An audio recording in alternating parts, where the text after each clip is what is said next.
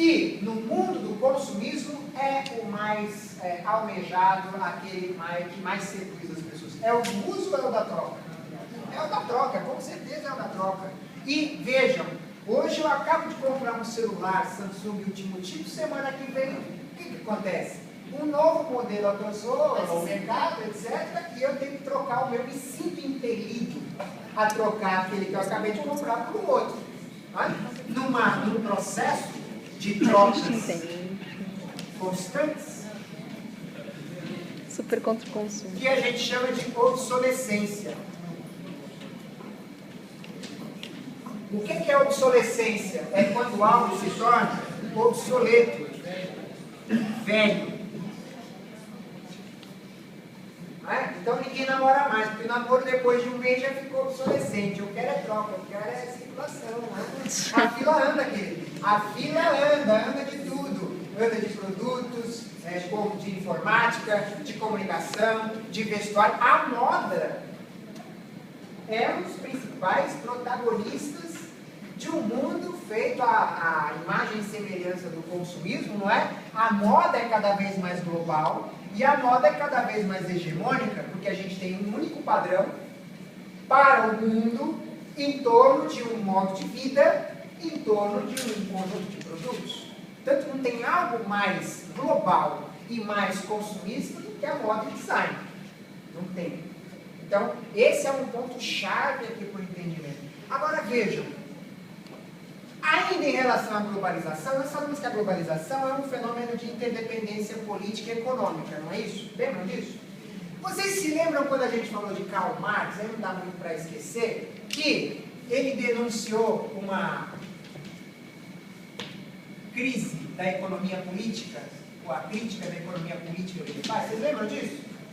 Vejam, a economia, qual é o resultado final de uma empresa? Quando uma empresa vai lá, faz uma série de transformações, não é? Pega matéria-prima, etc., vende produtos, o que ela quer no final? Lucro. E na política, o sujeito ele vai lá, se candidata a presidente a prefeito, a vereador, etc., faz uma carreira política, afinal, o que ele quer? Hã? Não, o que no sistema político ele tem na mão? Poder. Na política a gente tem poder de fazer leis e transformar a sociedade, através de atos executivos. E aqui na economia gera lucro. Qual é o complô? A traição que Marx denuncia. Vejam, quem é que financia as campanhas políticas? Grandes empresas, grandes corporações. Grande parte delas internacionais. Aliás, no primeiro dia de posse da Dilma, quem é que veio fazer o primeiro cumprimento? Parabéns, presidente da República, etc. O presidente da GE, o presidente da Microsoft, da General Electric, da General Motors, etc. As grandes corporações que financiaram localmente a campanha e que vieram se apresentar, tudo bem? Então, Isso no Brasil, isso não? sem dúvida. Só no Brasil? Não, isso é no mundo, querido. Global. Mas no Brasil a gente tem esse impacto, né? É mais específico. Conversa de pé do ouvido, conversa de reservado. Agora, o poder, uma vez que o poder se estabelece, a quem que ele vai privilegiar? Ao poder econômico.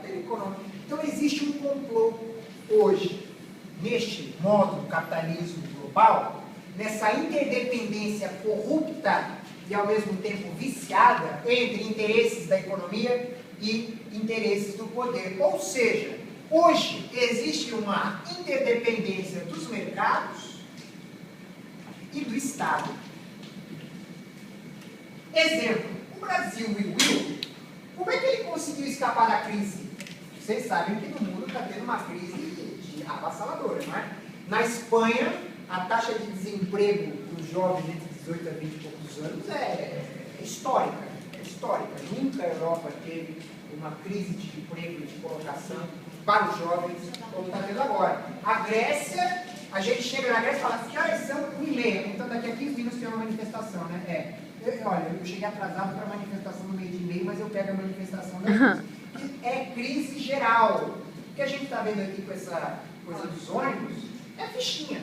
É greve geral que eles estão falando lá. Mas enfim, por quê? Porque olha só, no Brasil e o Will, como é que ele escapou da crise? Como é que o mercado escapou da crise? Com o apoio do Estado, queridos. É redução do IPI, é empréstimo a perder de vista do BNDES, é a redução dos juros ao crédito para o consumo, é a redução de ICMS, ou seja, o Estado desonerou o mercado de taxações e emprestou dinheiro para ele. E grande parte do dinheiro que circula no mercado de ações é título da dívida pública, que enriquece os bolsos da iniciativa privada. Então nós estamos pagando para as empresas ficarem ricas e não fazer com que a economia brasileira entre em crise e recessão, mantendo os empregos. Porque qual é o objetivo do Estado? É a manutenção do emprego. Porque se o Estado não faz isso, as empresas vão para o saco ou vão para a Tailândia, vão para Nova Guiné, Papua, para tentar contratar empregados a preço de banana. Não é? Como aqui a gente ainda tem uma certa defesa do salário mínimo e das condições mínimas de trabalho pela CLT, ainda, não sei até quando, o Estado tem que dar uma contrapartida financeira para o mercado.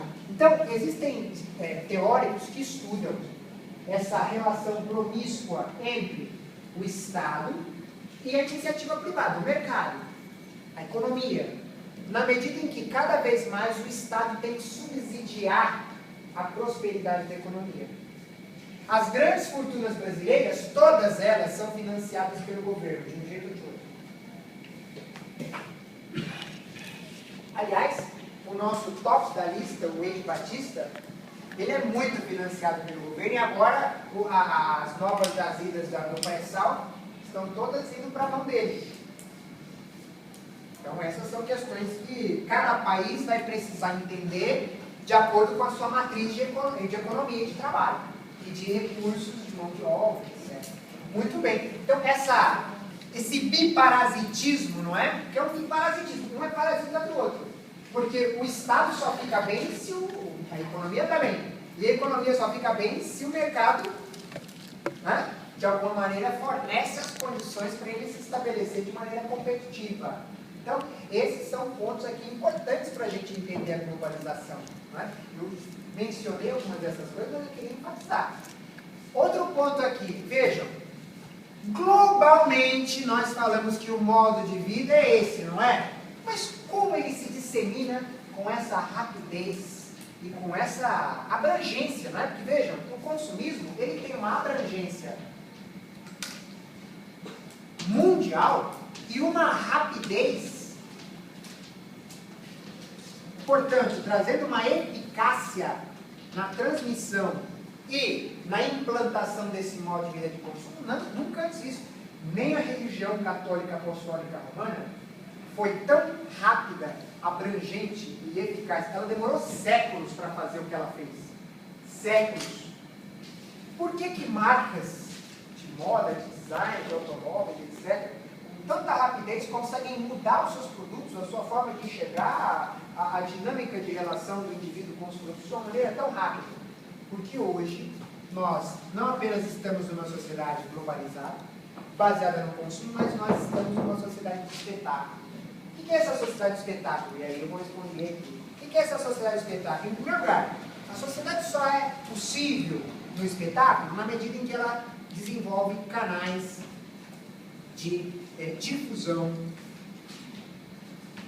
de informação.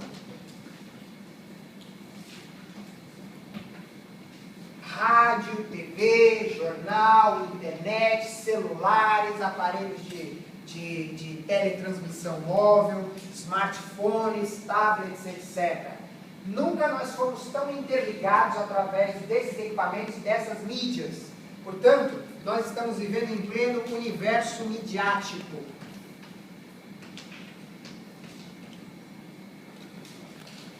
As mídias, o chamado mass media, as mídias de massa, elas são os principais equipamentos, instrumentos dessa difusão em escala global, com uma rapidez quase instantânea. O que está acontecendo agora está sendo transmitido e acessível para o mundo inteiro. Isso é inédito. Isso é inédito. E outra, independente da língua. Porque cada vez mais esses sistemas de difusão transpõem as barreiras de língua. Então eu vou lá no Google Translate e qualquer notícia de internet, de jornal, ele vai lá e traduz para mim, eu leio na minha língua. Mas eu leio, eu tenho acesso. Claro que isso tudo já está sendo desenvolvido, inclusive para quem não lê e para quem não enxerga. Dá para estudar, né?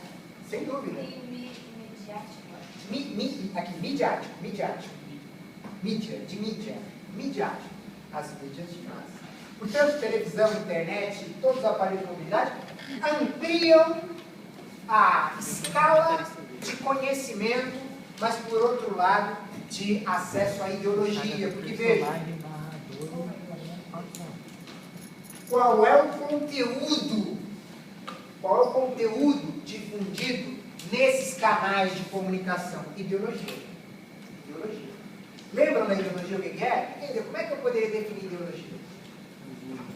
É algo que é falado, a verdade se torna verdade. Né? Isso. É uma mentira que tem muita força e se torna verdade. Mas ela é uma mentira por quê? O que tem por trás dessa mentira? Interesse. Ela colocou uma agenda por detrás dessa verdade. Né? Ela é uma verdade parcial, porque ela só atende a uma parte interessada de que a coisa seja desse jeito, ou seja entendida desse jeito. Então, saiu até na internet uma tirinha assim: quando os jovens lutam lá na Síria, são democratas. Quando eles lutam lá na Líbia, eles são a favor do processo de reformas de base da sociedade. Mas quando eles se manifestam aqui, eles são paderneiros. Né? Porque a revolução longe é pitoresca, mas quando ela acontece aqui, todo mundo tem medo de perder o seu privilégio, ou o seu pequeno poder, ou o seu poder econômico. Então essas são questões que estão aqui representadas na ideologia. É uma verdade, entre aspas, que esconde uma mentira. Não é? Diferente de uma mentira que esconde uma verdade. Lembra disso? Essa relação. Muito bem. Essa ideologia, então, além de interesse, de manifestar interesses diversos, o que ela também consegue, de uma maneira bastante eficaz, realizar? Controle. Interesses e um certo controle social.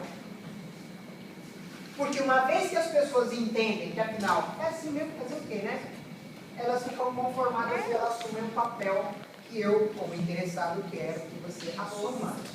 Tá? Então, quando eu falo lugar de mulher é na cozinha e ofereço para a mulher uma cozinha bonita, com os equipamentos de última geração, que a Gisele Bündchen lá, ela faz a propaganda, e que o marido fala, ó, agora sim, hein? Que conversa, essa mulher aí tá por tudo, minha mulher é ótima, ela tem o forno de sei lá quando, ela tem a geladeira de porta dupla, ela tem, agora vai!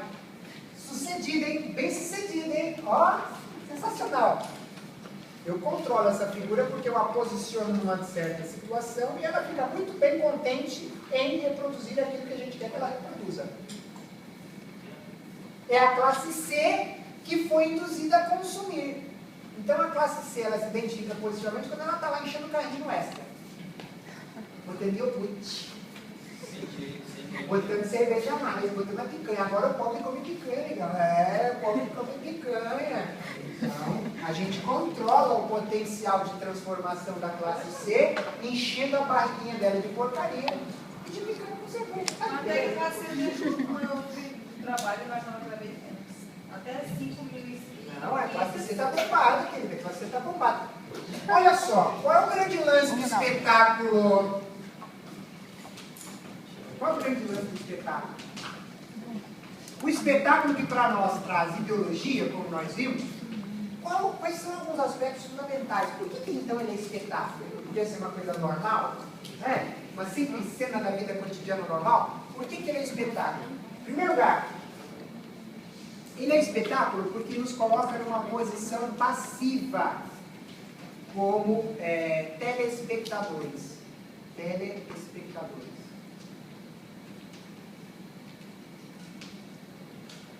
Deu no Jornal Nacional, saiu no Fantástico.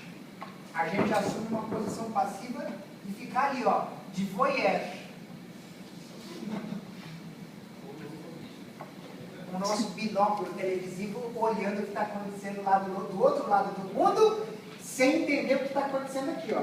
Não me interessa o que está acontecendo aqui, me interessa que eu estou olhando lá do outro lado do mundo a revolução que está acontecendo. Portanto, esse voyeurismo, vocês sabem o que é voyeurismo, né? Vocês sabem o que é voyeurismo, vocês sabem o que é voyeurismo. Então, é aquele cara que fica bisbilhotando, exatamente, é o cara que fica ali na janelinha só de olho. Na dona Fifi, na dona Fifi, ou no seu fofó, né? Não sei. Vai saber, vai ver. Ó, outra coisa aqui, queridos. Por que baixaria? Por que baixaria? Vamos falar em baixaria? É espetáculo por quê? Porque a fantasia do sujeito está convocada. Não existe espetáculo se não houver fantasia. Um mundo de fantasia. E dentro dessas fantasias estão promessas.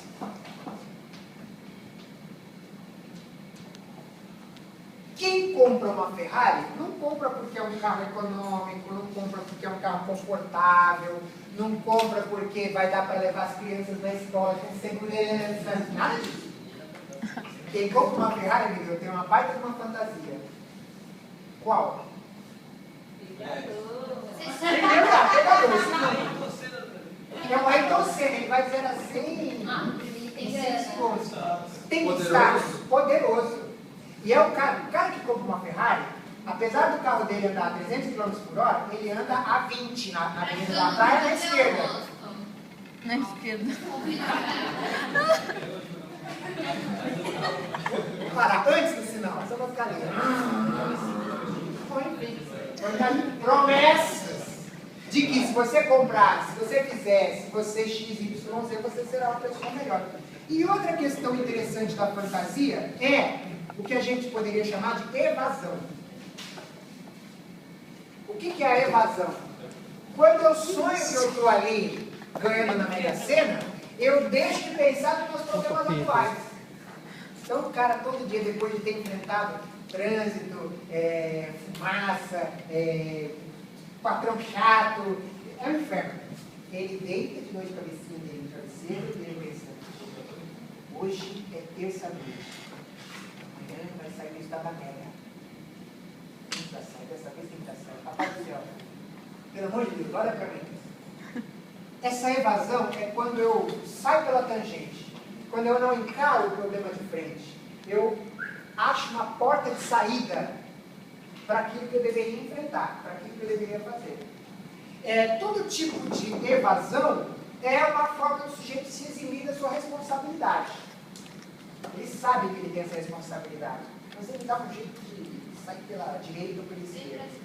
Bem brasileiro. A evasão. Copa das Confederações está vindo aí, gente! E depois vem a crise. Vem a recessão, e vem desemprego. Mas ó, daqui a pouco está chegando aí dentro do... Uma observação, eu tinha uns 16 anos quando eu sei isso, e eu acho uma verdade. Tipo, o brasileiro só patriota quando chega às Copas. Copa. Porque eles ficam na rua, cantando pra baixo, deixam Vamos no peito. Mas não sabe cantar bem. Nem o jogador. Mas enfim. Evasão. E outra coisa aqui, ó. Aqui na Sociedade Espetáculo. Cada vez mais essa maldita fantasia revestida de realismo. O que é o realismo? É a realidade? Não. É a fantasia convincente. Tipo videogame, ou tipo cinema 3D. Você bota o óculos do cinema 3D, o bicho sai voando assim, ó, parece que ele saiu da tela e vai picar a sua cabeça. É isso. Cada vez mais, aliás, as próprias televisões, né? Os aparelhos de TV agora também são 3D. A hora que a protagonista der um tapa na vilã, eu vou sentir um estalar de tapa. Se bobear, vou sentir até o próprio tapa.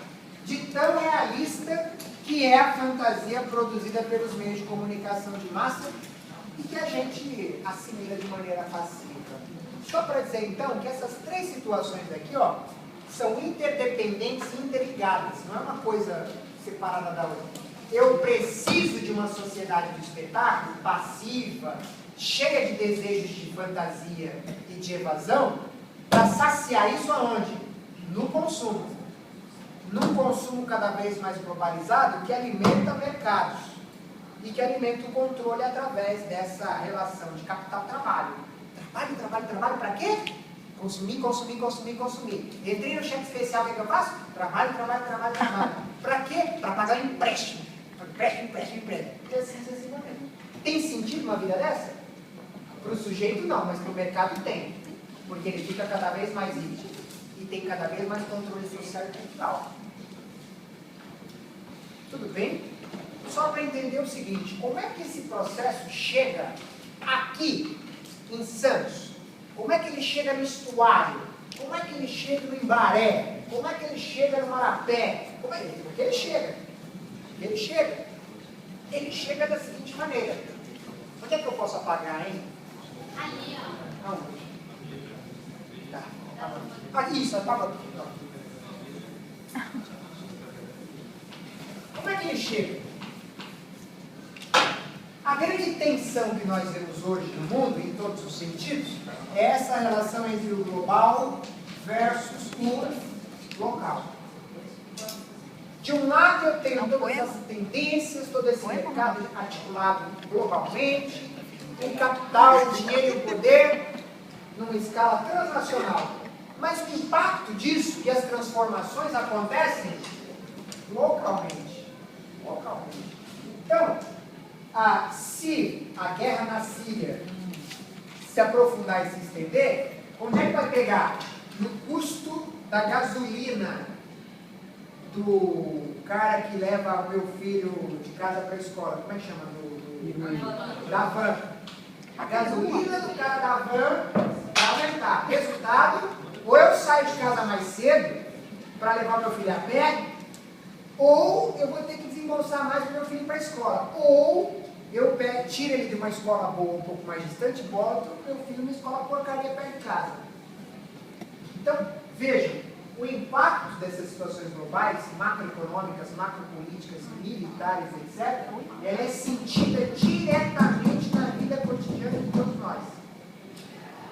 Se o Mercosul, o bloco Mercosul, não chega numa decisão conjunta a respeito da tarifa do agronegócio, o meu pãozinho, que é fabricado com trigo argentino, vai ficar mais caro. Vai aumentar a inflação, aumentando a inflação, a taxa de juros também aumenta ou diminui, etc, etc, etc. Vocês estão vendo? É tudo muito interdependente, o impacto é sempre no local. Vejam, se o interesse da globalização é gerar riquezas, e cada vez mais essa riqueza produzida globalmente ela é concentrada,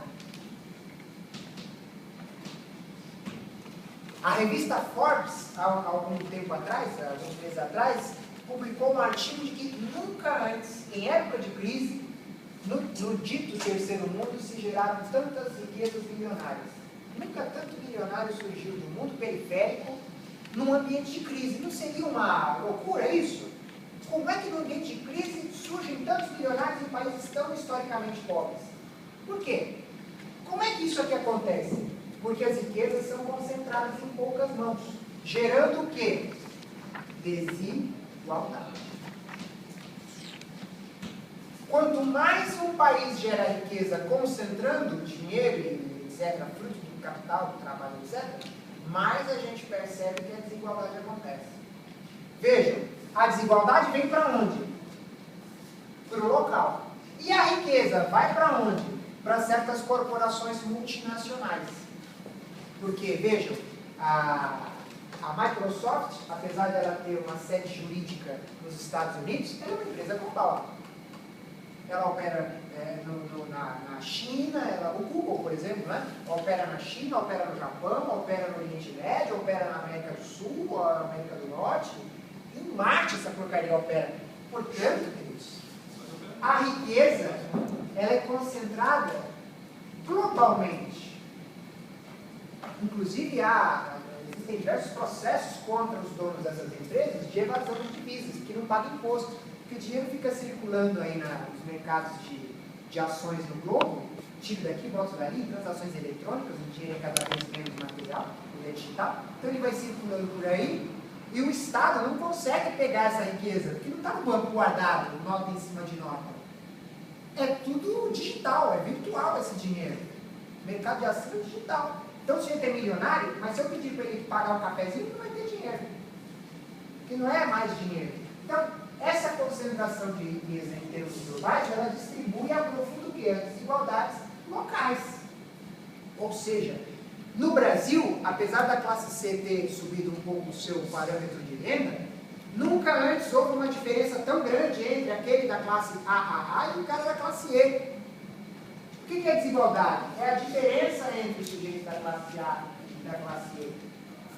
Ou seja, se você vai para a Finlândia hoje, essa distância é menor. Não é tão grande, ela é menor. E isso faz com que aqui o recurso que está concentrado aqui, tem menos aqui, mas tem aqui. Aqui não tem nada, aqui é zero. Aqui eu contrabalanço. E quem faz esse papel? Não é o mercado, é o Estado, criando reformas tributárias, então pagando imposto. Vai na França para ver quanto você paga de imposto. Tem miserável lá? Só imigrante legal tem miserável lá. O cidadão francês nascido lá, etc., porque o Estado não deixa ele ser miserável. A Sorbonne é de graça para o francês. Quem paga são os latinos, que vão para lá, mas o cidadão francês ele entra na Sorbonne de graça, basta ele ter aproveitamento escolar. Vocês têm uma ideia do estado de bem-estar? Quando a gente fala em redução de desigualdade, nós estamos falando do estado de bem-estar, né?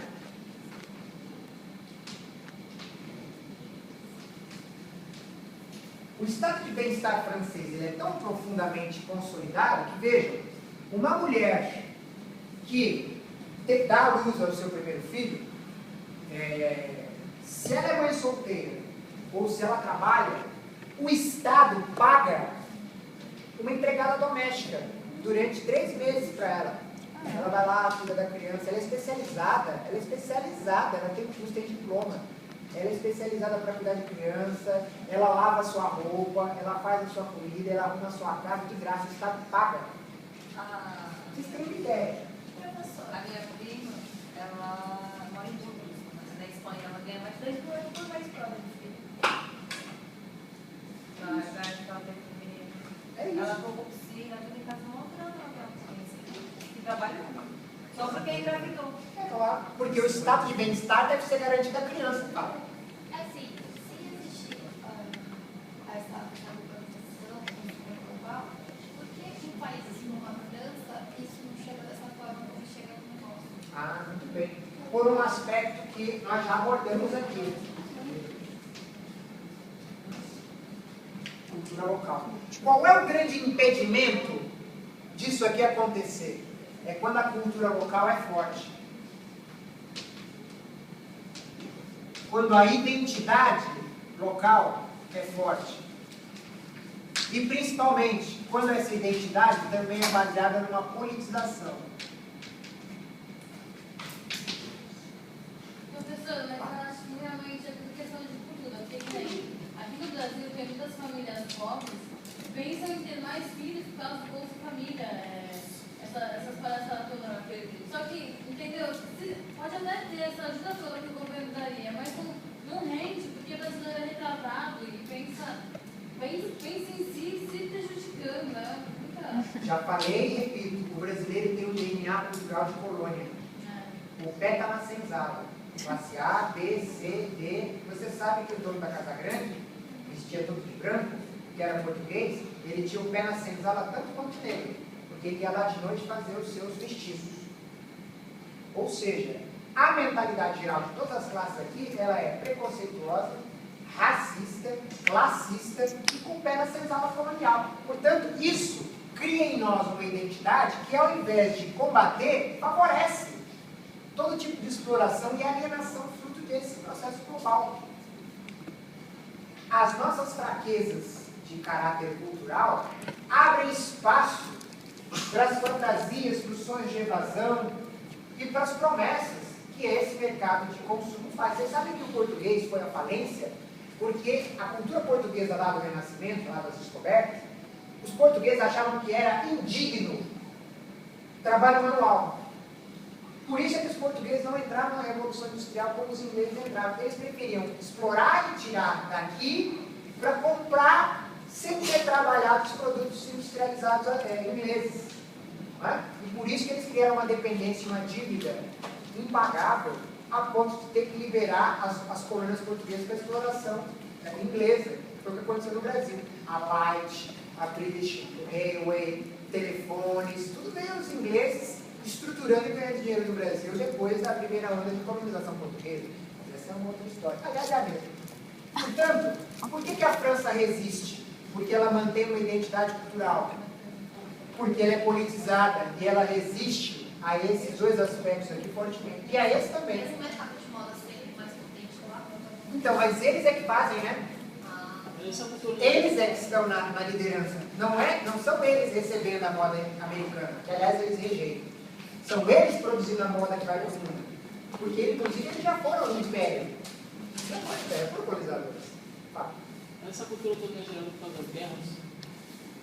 As guerras fazem um papel destrutivo, e principalmente quando são guerras de colonização, elas substituem um padrão antigo por um padrão novo do colonizador. Né? Mas nesse caso, o que acontece com a guerra? A guerra detona as estruturas sociais e políticas que poderiam oferecer resistência a isso. Você está entendendo? Então, quando um país entra em guerra, ele se fragiliza. E ele tem que, muitas vezes, adotar o modo de vida do vencedor. Que foi o que aconteceu depois da Guerra Fria. Os países, depois da Guerra Fria, tiveram que abrir mão das ideologias para poder entrar no mercado global, europeu. Existe volta ou uma revolução a partir deles? Tá, olha só.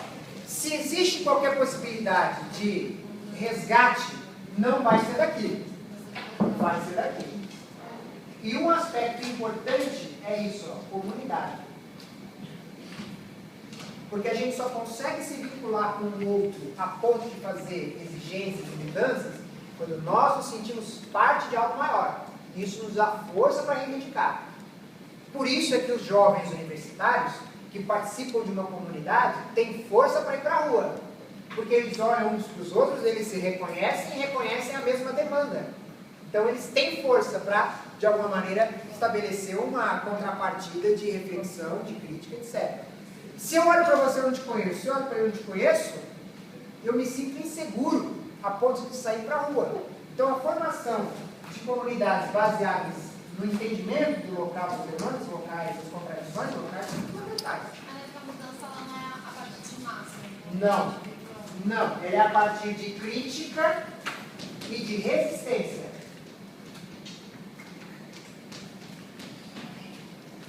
Portanto, eu preciso sair do mundo do espetáculo, porque o mundo do espetáculo me deixa passivo.